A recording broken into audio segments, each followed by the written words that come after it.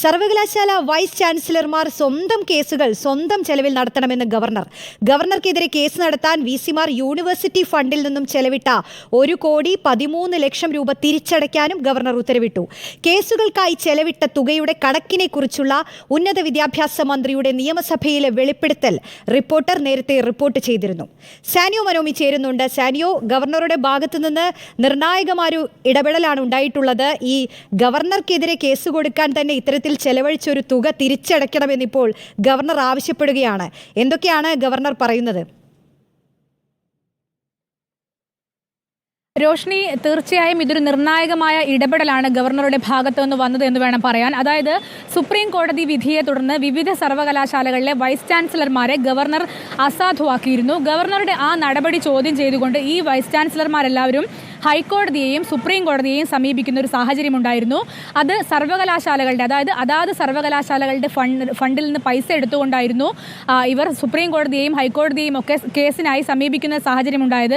അങ്ങനെ വിവിധ വിസിമാരെല്ലാവരും കൂടി 1,13,00,000 രൂപ വിവിധ സർവകലാശാലകളുടെ ഫണ്ടിൽ നിന്ന് ചെലവഴിച്ചിരുന്നു. ആ ഫണ്ട് ഇപ്പോൾ തിരിച്ചടയ്ക്കണം, അതായത് വിസിമാർ സ്വന്തം ചെലവിൽ തിരിച്ചടയ്ക്കണമെന്നാണ് ഗവർണർ ഉത്തരവിട്ടിരിക്കുന്നത്. ഈയൊരു വിഷയം പുറത്തു വന്നത് ഇത് സഭയിൽ, അതായത് നിയമസഭയിൽ വിദ്യാഭ്യാസ മന്ത്രി, ഉന്നത വിദ്യാഭ്യാസ മന്ത്രിയാണ് ഇത് വെളിപ്പെടുത്തിയത്. അതായത് 1,13,00,000 രൂപ വിവിധ വിസിമാർ അവരുടെ സർവകലാശാലകളിൽ നിന്ന് എടുത്തു എന്ന് ഉന്നത വിദ്യാഭ്യാസ മന്ത്രി തന്നെയാണ് വ്യക്തമാക്കിയത്. ആ പൈസയാണ് ഇപ്പോൾ ഓരോരുത്തരായി തിരിച്ചടയ്ക്കണം എന്ന് ഗവർണർ ഉത്തരവിട്ടിരിക്കുന്നത്. അങ്ങനെയെങ്കിൽ ഏറ്റവും കൂടുതൽ തുക തിരിച്ചടയ്ക്കാനുള്ളത് കണ്ണൂർ വിസി ആയിരുന്ന ഡോക്ടർ ഗോപിനാഥ് രവീന്ദ്രനാണ്. അദ്ദേഹം തിരിച്ചടയ്ക്കാനുള്ള തുക എന്ന് പറയുന്നത് 69,25,340 രൂപയാണ്. അന്നത്തെ കുഫോസ് വിസി 35,71,311 രൂപ തിരിച്ചടയ്ക്കണം. അന്നത്തെ KTU വിസി 1,47,515 രൂപ തിരിച്ചടയ്ക്കണം.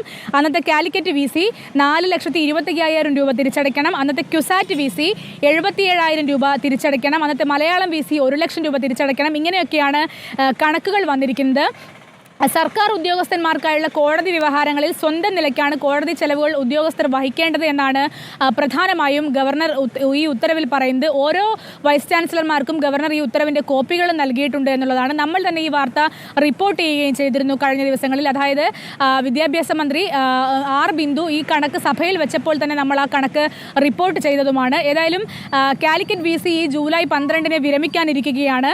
അതിന് തൊട്ട് മുൻപാണ് കേസിന് ചെലവിട്ട തുക തിരിച്ചടയ്ക്കാനുള്ള ഉത്തരവ് വരുന്നത്. മാത്രവുമല്ല, ഡോക്ടർ ഗോപിനാഥ് രവീന്ദ്രൻ, കണ്ണൂർ വിസി ആയിരുന്ന ഡോക്ടർ ഗോപിനാഥ് രവീന്ദ്രൻ തൻ്റെ മാതൃ സർവകലാശാലയായ ദില്ലി ജാമിയ മിലിയയിലേക്ക് മടങ്ങിപ്പോയതുകൊണ്ട് അദ്ദേഹത്തിൻ്റെ ഈ ബാധ്യതാ വിവരം കണ്ണൂർ യൂണിവേഴ്സിറ്റി ഇപ്പോൾ ദില്ലി ജാമിയ മിലിയ യൂണിവേഴ്സിറ്റിയെ അറിയിക്കേണ്ട ഒരു കാര്യവും വരുന്നുണ്ട്. ഏതായാലും നിർണായകമായ ഒരു നീക്കമാണ് ഗവർണറുടെ ഭാഗത്തു നിന്ന് ഉണ്ടായിരിക്കുന്നത്.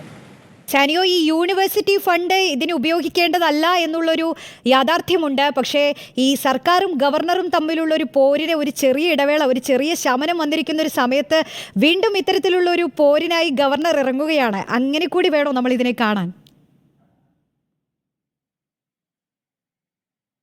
ഒരുപക്ഷെ ഈ വൈസ് ചാൻസലർമാരെല്ലാവരും തന്നെ പലരും തന്നെ ഇപ്പോൾ ഈ സ്ഥാനത്തില്ല. അവരിൽ പലരും എന്ന് വേണം പറയാൻ. അതായത് ഗോപിനാഥ് രവീന്ദ്രൻ അടക്കമുള്ള ആളുകൾ, കാലിക്കറ്റ് വിസി ആയിരുന്ന MK ജയരാജ് അടക്കമുള്ള ആളുകൾ വിരമിക്കുന്നു. ഗോപിനാഥ് രവീന്ദ്രൻ തൻ്റെ മാതൃസ്ഥാപനത്തിലേക്ക് തിരിച്ചു പോകുന്നു. അപ്പോൾ ഇതൊരു പുതിയ പോര് തുറന്നുവിടാനുള്ള ഒരു ശ്രമം ആയിട്ട് വേണം അങ്ങനെ കൂടി കാണാം.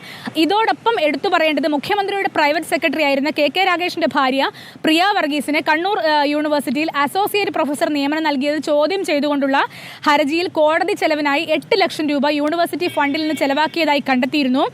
സുപ്രീം കോടതിയുടെ ഫയൽ ചെയ്തിട്ടുള്ള SLPയുടെ വിചാരണ പൂർത്തിയാകാത്തതുകൊണ്ട് പ്രസ്തുത കേസിന്റെ ചെലവുകൾ സർവകലാശാല നൽകിയിട്ടില്ല എന്ന് മന്ത്രി നിയമസഭയെ അറിയിച്ചിട്ടുമുണ്ടായിരുന്നു. അങ്ങനെയെങ്കിൽ ഈ ചെലവുകളെക്കുറിച്ച് അറിയിക്കുമ്പോൾ, എത്ര രൂപ ചെലവായി എന്നറിയിക്കുമ്പോൾ ആ തുകയും ഒരുപക്ഷെ കണ്ണൂർ യൂണിവേഴ്സിറ്റിയുടെ അന്നത്തെ വൈസ് ചാൻസലറായിരുന്ന ഗോപിനാഥ് രവീന്ദ്രനോ അല്ലെങ്കിൽ കണ്ണൂർ യൂണിവേഴ്സിറ്റിയോ തിരിച്ചടയ്ക്കേണ്ടി വരും, അല്ലെങ്കിൽ സിൻഡിക്കേറ്റ് മെമ്പർമാരോ തിരിച്ചടയ്ക്കേണ്ടി വരും എന്നൊരു സൂചന കൂടിയാണ് ഇപ്പോൾ നമുക്ക് ലഭ്യമാവുന്നത്.